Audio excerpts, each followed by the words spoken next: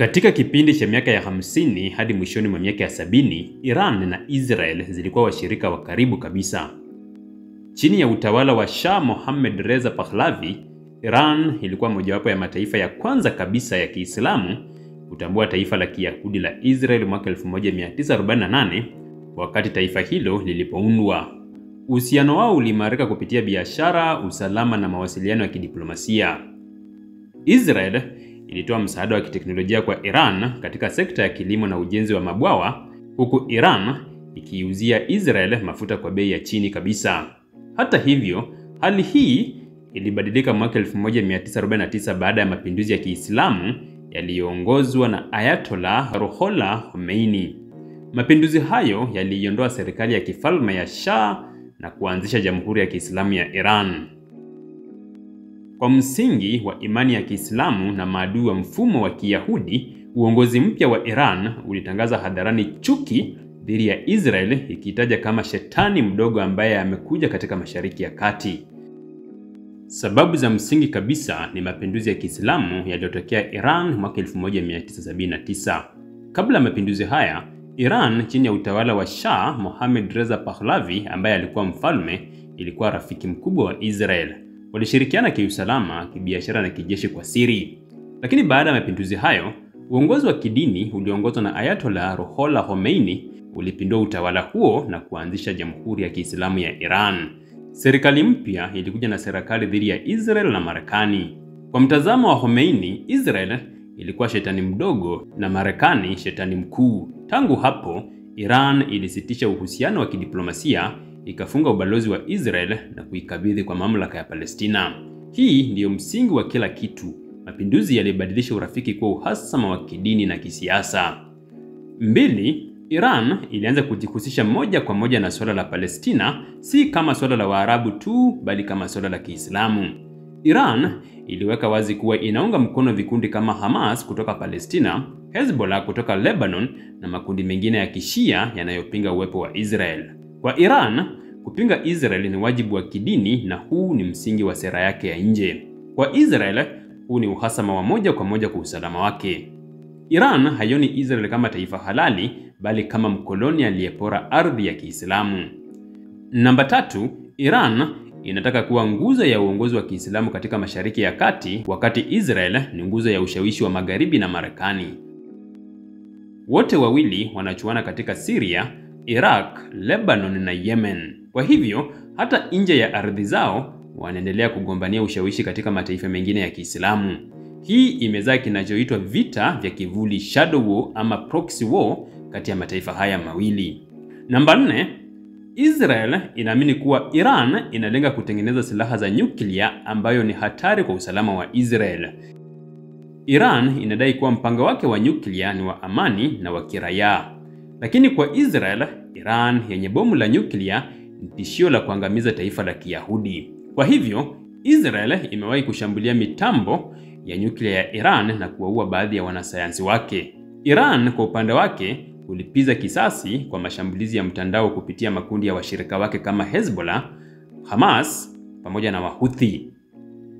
Mgogoro huu wa nyuklia umeongeza hofu, uhasama na mashaka ya kila upande. Namba 5, Iran imeunda kile kinachoitwa muungano wa upinzani, Resistance Axis, unaojumuisha makundi yanayopinga Israel kama vile Hezbollah, Hamas, Islamic Jihad, Houthi kutoka Yemen na makundi ya Kishia ya Iraq na Syria.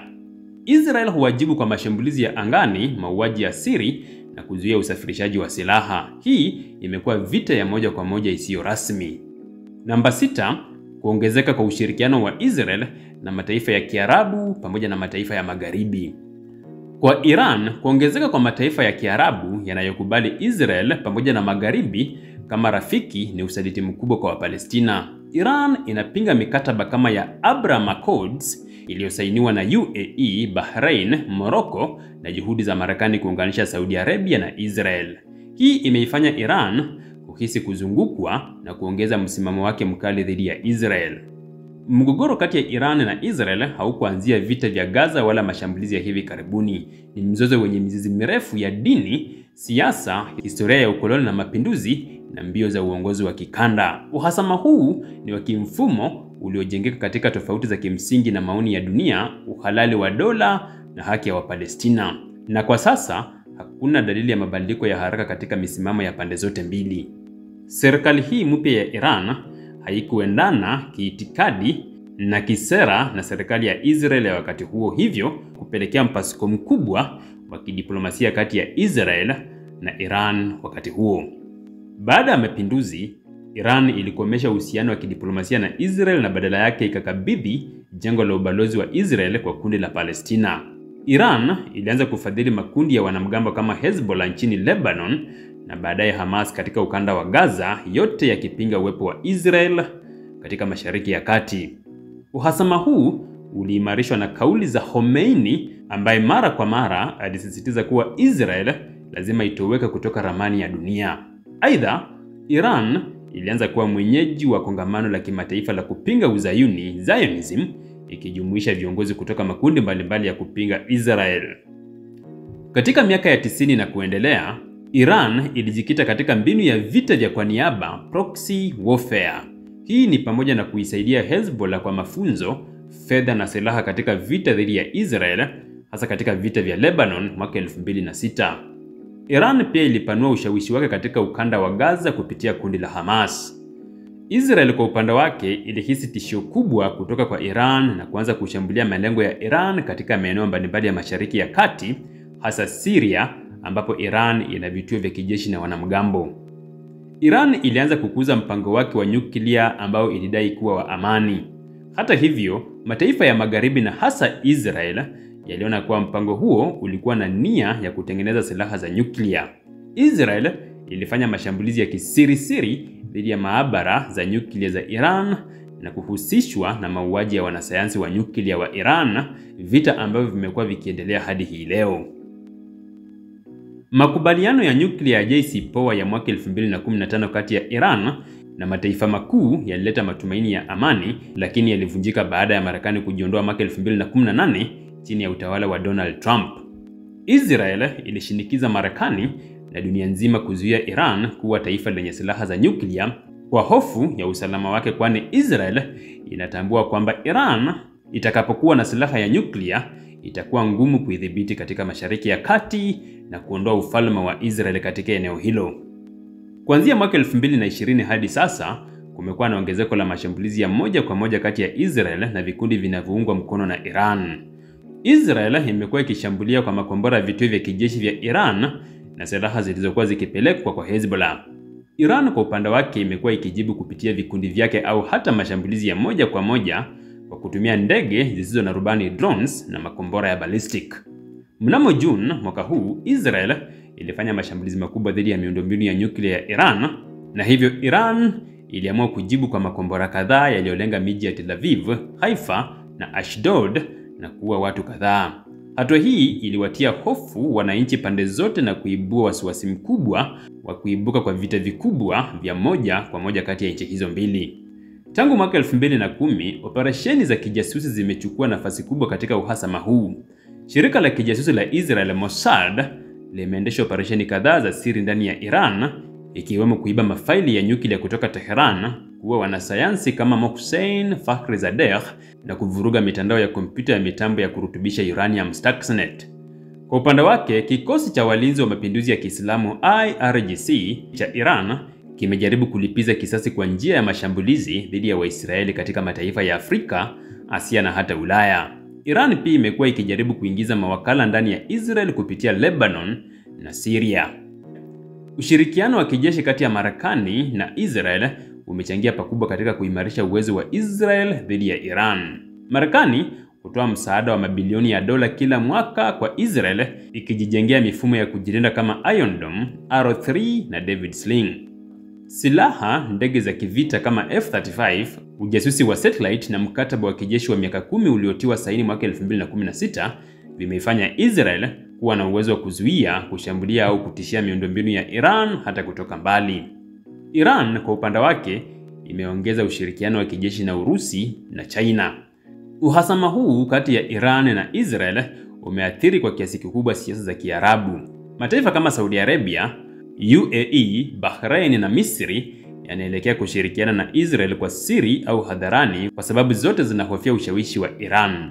Mkataba wa Abraham wa mwaka 2020 ulithibitisha haya, ambapo baadhi ya mataifa ya Kiarabu yalitambua rasmi Israel. Kwa upande wa dunia, mvutano huu umechangia kukatiza soko la mafuta, usafiri wa baharini katika Ghuba ya Hormuz na kuzusha hofu ya vita vya dunia endapo Israel au Iran watavuka mipaka. Teknolojia ya kisasa imegeuza kabisa sura ya uhasama huu. Drones za Iran kama Shahid 136 zimekuwa silaha kubwa za kushambulia Israel, huku Israel ikitumia drones zenye uwezo wa kisasa kama Heron TP na Harop. Vyombo vya kijasusi vya Israel vina uwezo wa kisatellite kufuatilia harakati za Iran kwa wakati halisi.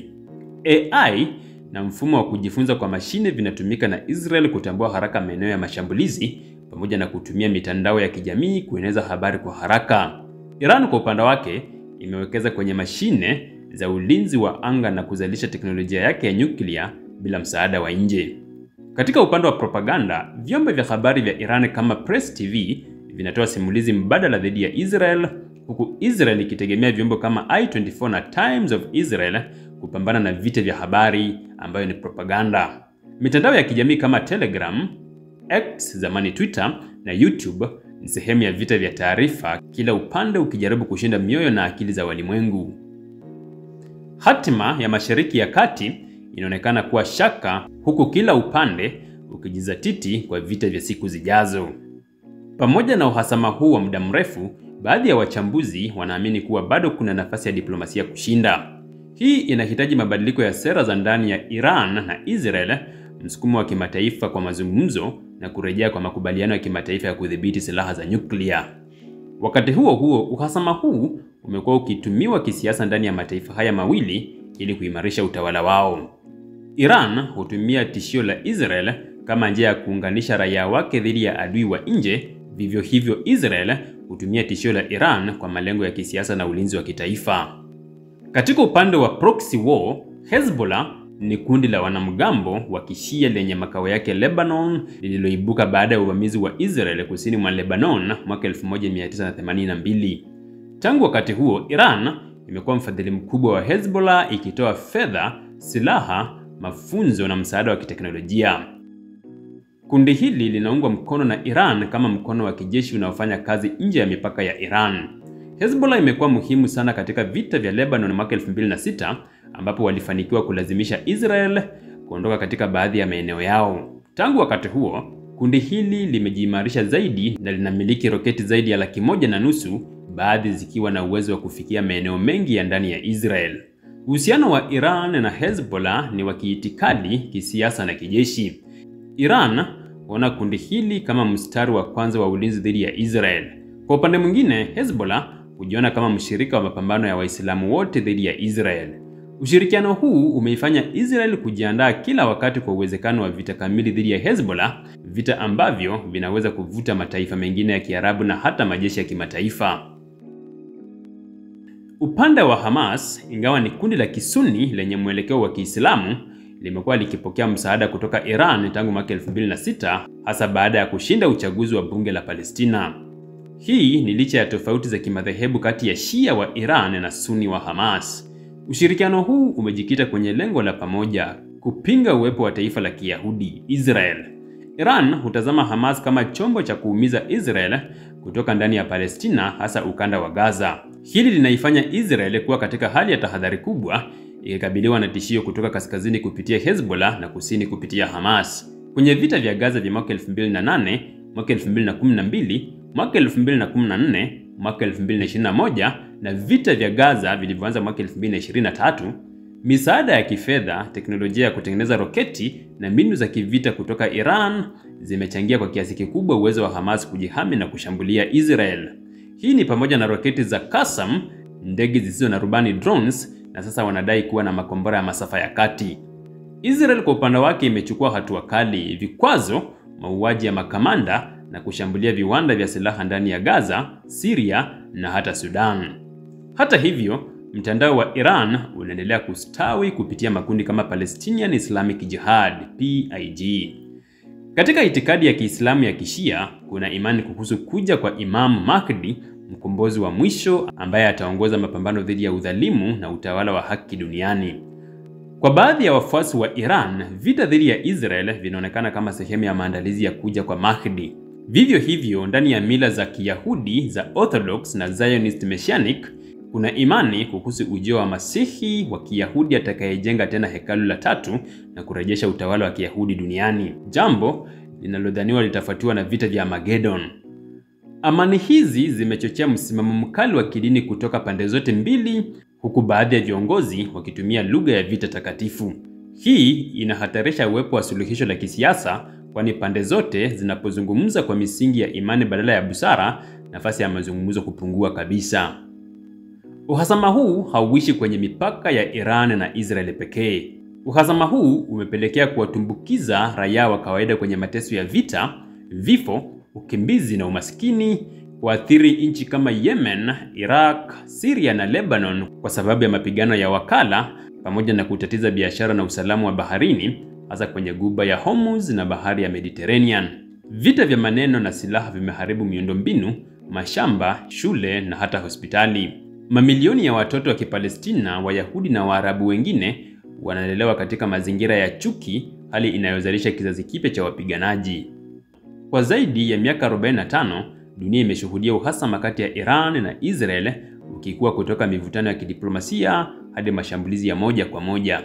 Siasa, dini, historia na ushindani wa kijeshi umefanya uhasama huu kuwa moja ya migogoro hatari zaidi duniani. Lakini bado kuna matumaini. Kizazi kipya cha Wairani na Waisraeli kinaonekana kuchoka na vita. Wananchi wa kawaida wanapendelea amani kuliko mashambulizi. Kuna haja ya jumuiya ya kimataifa kuweka shinikizo la mazungumzo ya wazi yanayoheshimu haki za Wapalestina, usalama wa Israel na uhuru wa mataifa kujitawala bila kutishwa. Kama dunia itashindwa kushughulikia mvutano huu sasa, basi vita vya mwisho vilivyotabiriwa na maandiko vinaweza kutokea, si kwa sababu ya dini, bali kwa sababu ya kushindwa kwa busara ya mwanadamu.